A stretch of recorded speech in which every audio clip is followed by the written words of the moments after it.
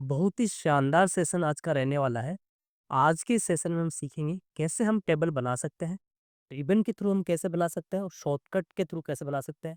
Table की formatting हम सीखेंगे, रेंजेस कैसे ऑटो एक्सपांड होती है टेबल में वो देखेंगे, स्ट्रक्चर्ड रेफरेंसेस टेबल का रेफरेंस कैसे देंगे, सॉर्ट एंड फिल्टर ये कैसे यूज़ करेंगे, ऑटो कैलकुलेशन कैसे हो जाती है टेबल में, टेबल की क्या-क्या स्टाइल्स है, स्लाइसर हम ऐड करके देखेंगे, टोटल रोज़ कैसे होती है, एडवांटेज क्या-क्या रहते हैं नॉर्मल रेंज के मुकाबले और कब हमको टेबल यूज़ करना चाहिए, कब नहीं करना चाहिए।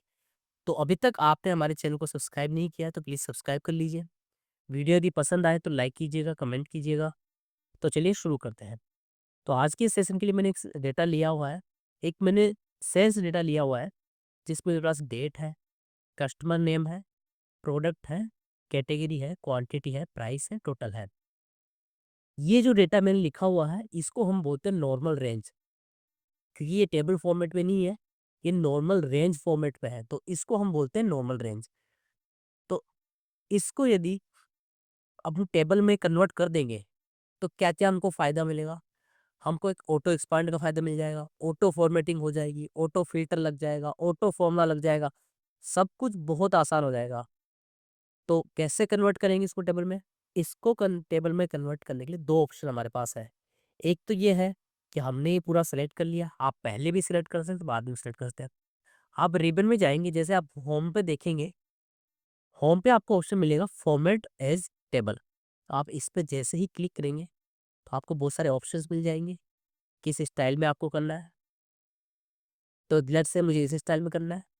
जैसे मैं इस पे क्लिक करूँगा तो एक विंडो आएगा, एक छोटा-सा, कि where is the data for your table. तो हमारा जो डेटा है, वो हमने ऑलरेडी सेलेक्ट किया है, वो इसमें आ जाएगा। यदि हमने सेलेक्ट नहीं भी किया हो, तो हम इस पे क्लिक करेंगे और हम हमारा डेटा सेलेक्ट कर लेंगे। तो आप देखिए A1 से लेके G11 तक मैंने मेरा डेटा दे दिया है कि यहाँ पे मेरा डेटा है, इसको टेबल में कन्वर्ट करना है। नीचे एक ऑप्शन आएगा कि माय टेबल हैज़ हेडर्स।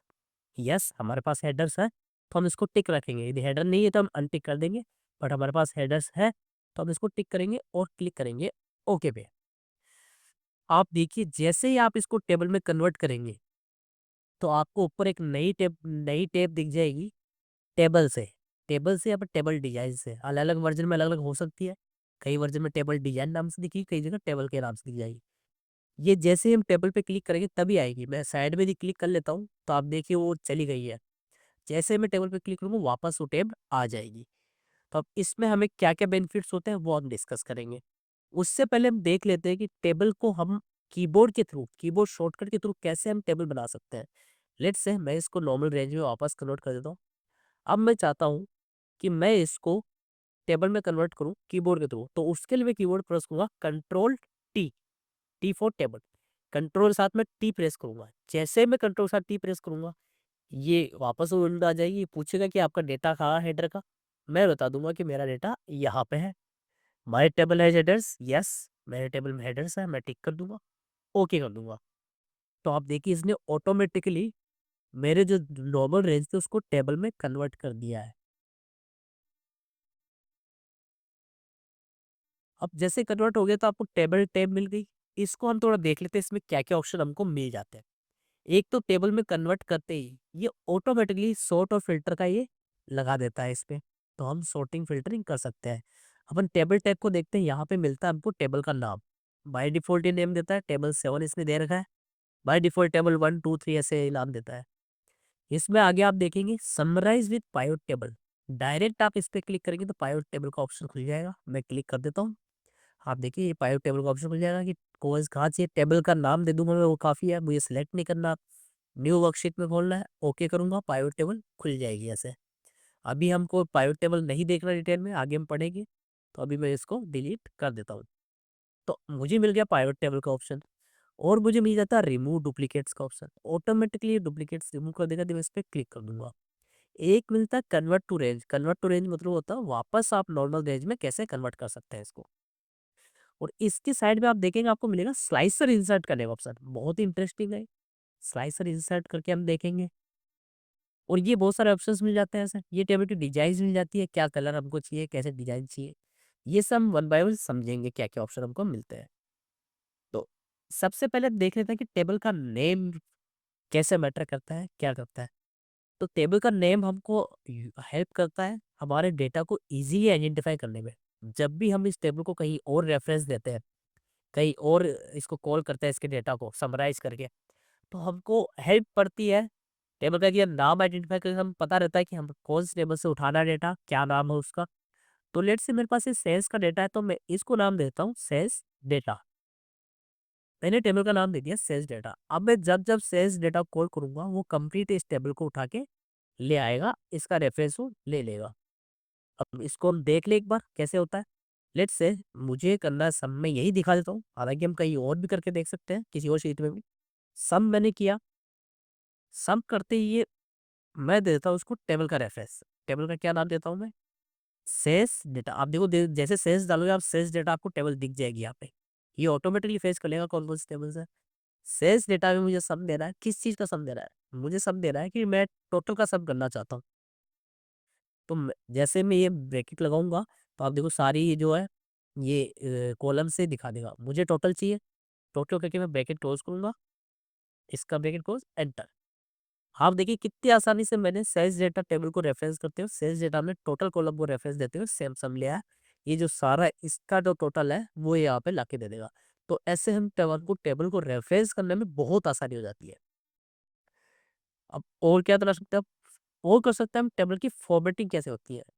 इसमें आप देखेंगे टेबल पे क्लिक करेंगे तो आपको एक तो बहुत सारी डिजाइन मिल जाती है। आप किसी और डिजाइन में आप करना चाहे कर सकते हैं, जो कलर आप लेना चाहे कर सकते हैं, जो भी डिजाइन कलर आप लेना चाहे वो आप यहाँ से कर सकते हैं। आप नई खुद की टेबल स्टाइल भी बना सकते हैं, आप जो एग्जिस्टिंग है उस पर भी काम कर सकते हैं। इसमें इसमें यहाँ पे ऑप्शन मिलते हैं हेडर रो, टोटल रो। क्या क्या होता है वन बाय वन देख लेते हैं। जैसे हेडर रो पे अनटिक किया मैंने तो हेडर रो गायब हो जाएगी। जैसे मैं टिक करूंगा तो हेडर रो दिखेगी। हमको हेडर रो दिखाना है नहीं दिखाना वो अब कर सकते हैं। टोटल रो क्या करेगा, तो ये भी अब देख लेते हैं। ये बहुत बहुत ही प्यारा फीचर है, बहुत ही अच्छा फीचर है। जैसे ही मैं टोटल रो पे क्लिक करूंगा आप देखिए नीचे एक रो ऐड हो जाएगी टोटल के लिए। अब इसमें क्या क्या जादू होता है वो मैं आपको दिखा देता हूँ। ये बाय डिफॉल्ट लास्ट कॉलम का टोटल लेके आ जाएगा, लेकिन आप इस पे क्लिक करेंगे तो आप देखिए आपको एक एरो मिलेगा और आप यहाँ पे एवरेज निकाल सकते हैं just in A click. Count निकाल सकते हैं, काउंट नंबर्स, यदि इसमें टेक्स्ट भी है तो नंबर्स को काउंट करना। इसका मैक्सिमम क्या होगा, मिनिमम क्या होगा, सम हमने निकाला है ना बाय डिफॉल्ट आया था, स्टैंडर्ड डेविएशन, वेरिएशन, मोर फंक्शंस। तो टोटल पे आप जैसे ही टोटल लाओगे तो यहाँ पे आपको ऑप्शन मिल जाएगा। और ये ऑप्शन आपको सिर्फ इस कॉलम के लिए नहीं मिलेगा, ये ऑप्शन आपको सिर्फ इस कॉलम के लिए नहीं मिलेगा, आपको दूसरी कॉलम्स के लिए। लेट्स से देखो मैं प्राइस में जैसे आता हूँ मुझे देखो सारे ऑप्शन मिल जाते हैं। मैं यहाँ पे सम करना चाहूँ, मैक्स करना चाहूँ, मैं क्वांटिटी में भी कर सकता हूँ ये सब, मैं इधर इधर भी कर सकता हूँ। अभी आप देखिए यहाँ पे मैक्स में कुछ आएगा नहीं क्योंकि नंबर नहीं है, काउंट नंबर्स भी जीरो आएंगे क्योंकि नंबर नहीं है यहाँ पे। तो ऐसे सभी कॉलम्स के लिए ऑप्शन हमको मिल जाते हैं। सारे जो फंक्शन है इंपॉर्टेंट फंक्शन वो सारे यहाँ पे एक क्लिक में आपको आपके पास आ सकते हो, आप डायरेक्ट अप्लाई कर सकते हो। आपको कोई फॉर्मूला लिखने की जरूरत नहीं है, कुछ करने की ऐसा जरूरत नहीं है। और क्या फीचर इसका, और फीचर इसका ऐसा है, लेट से मैं डेट करता हूँ। लेट से मैंने नई रो यदि एंट्री की मैंने यहाँ पे, मैं डालता हूँ 17 मार्च 24, एंटर। आप देखिए जैसे ही मैंने नई रो इसमें एंट्री की ये ऑटोमेटिकली टेबल का पार्ट हो गई, ऑटोमेटिकली फॉर्मेटिंग हुई इसकी टेबल के अकॉर्डिंग। और टेबल की रेंज जो यहाँ तक थी पहले, जो यहीं तक थी वो अब यहाँ तक हो गई। इसने ऑटोमेटिकली टेबल की रेंज को एक्सपांड कर दिया। तो ये भी एक इसका बेसिक है। सिमिलरली मैं कॉलम के लिए भी कर सकता हूँ। लेट्स से मैं निकालता हूँ प्रॉफिट, एक टेबल लगा देता हूँ, टैब, एंटर। आप देखिए टेबल की रेंज ऑटोमेटिकली कॉलम में भी एक्सपांड हो गई। प्रॉफिट करके इसने एक और कॉलम अपने टेबल में ऐड कर ली। तो ये इसका बहुत अच्छा फीचर है। रेफरेंसेस का फीचर हमने देख लिया, किस कैसे सम सम करके हम पूरा वो कर सकते हैं।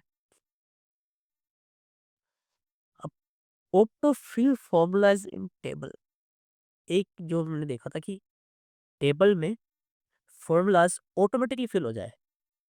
लेट्स से मैं करूं कि एट द रेट मैंने दिया, सारी कॉलम्स मेरे को मिल गई, मेरे को क्वांटिटी चाहिए, क्वांटिटी मल्टीप्लाई प्राइस, यही टोटल होगा। ये प्रॉफिट आप हेडर पे ध्यान मत दीजिए, मैं पहले हेडर चेंज कर देता हूँ। मैं टोटल मान लो मैं निकालना चाह रहा हूँ कि मैं टोटल फिर से निकालूँ सभी का टोटल। टोटल 2 दे दिया इसने बाय डिफ़ॉल्ट ने, equals to at the rate quantity multiplied by at the rate price. Quantity को प्राइस से मल्टीप्लाई करेंगे तो टोटल आ जाएगा। जैसे ही मैं एंटर प्रेस करूंगा, आप देखिए इसने सभी के लिए ऑटो अप्लाई कर दिया इस फॉर्मूला को। आपको मैन्युअली ड्रैग करना नहीं पड़ा। आप जैसे ड्रैग करते हैं नॉर्मल रेंज में, आप ड्रैग करके लेके जाते हो, उसकी जरूरत ही नहीं पड़ी। इसने ऑटो अप्लाई कर दिया सभी के लिए। तो ये एक बहुत बड़ा बेनिफिट है इसके लिए। और क्या होता है, अब सॉर्टिंग अपन देख लेते हैं। इसने ऑटोमेटिकली बाय डिफॉल्ट इसने सॉर्टिंग का ये लगा दिया ऊपर। आप जैसे इस पे क्लिक करेंगे, आप देखिए आपको सॉर्टिंग के सारे ऑप्शन आपको मिल जाएंगे। नंबर पे क्लिक करेंगे तो नंबर के ऑप्शन मिल जाएंगे। देखो equals to less than. Date पे आप क्लिक करेंगे सॉर्टिंग के तो बाय डिफॉल्ट डेट के, नेक्स्ट वीक, नेक्स्ट क्वार्टर, ये सब मिल जाएंगे। टेक्स्ट पे आप करेंगे तो टेक्स्ट के आपको मिल जाएंगे, बिगिंस विद, एंड विद। तो ये सब आप ऑप्शंस एक्सप्लोर कीजिए। सॉर्टिंग बहुत आसान कर देता है ये। डुप्लीकेट सी रिमूव स्लाइसर हम इंसर्ट करके देख लेते हैं। लेट्स से आप इस पे जाएंगे, आपको आएगा इंसर्ट स्लाइसर। जैसे आप स्लाइसर इंसर्ट करोगे तो आपको एक विंडो देगा। इसमें ये बोलेगा कि आपको स्लाइसर किस पे इंसर्ट करना है, डेट पे, कस्टमर नेम पे, प्रोडक्ट पे, कैटेगरी पे। लेट्स से मैं कैटेगरी देता हूँ। कैटेगरी मेरे पास पर्सनल केयर है, स्टेशनरी है, ब्यूटी है, 3 कैटेगरी है। तो मैं चाहता हूँ कि कैटेगरी वाइज मुझे केवल रोज दिखाए, तो मैं कैटेगरी पे टिक करूंगा, ओके करूंगा। आप देखिए इसने एक नया स्लाइसर यहाँ पे ऐड कर दिया। अब इसमें यदि मैं ब्यूटी पे क्लिक करूंगा तो सिर्फ ब्यूटी की जो रोज है वो फिल्टर करके ले आएगा। पर्सनल केयर पे पर्सनल केयर की, स्टेशनरी पे स्टेशनरी की, और ब्लैंक पे ब्लैंक हमारी लास्ट की होती है उस पे ले आएगा। तो ये हमने एक स्लाइसर भी ऐड कर दिया है। हम जो जो लेना चाहे वो ले सकते हैं, जो जो हटाना चाहे वो हटा सकते हैं। तो ये इसका एक बहुत प्यारा फीचर है, बहुत सही फीचर है। अब क्वेश्चन ये आता है कि हमको टेबल्स क्यों यूज करनी चाहिए। टेबल्स हमको यूज करनी चाहिए, ऑटो फॉर्मेटिंग हमको चाहिए हो, ऑटो फिल्टरिंग हमको चाहिए हो, ऑटो फॉर्मूला ऑटो फिल हो जाए।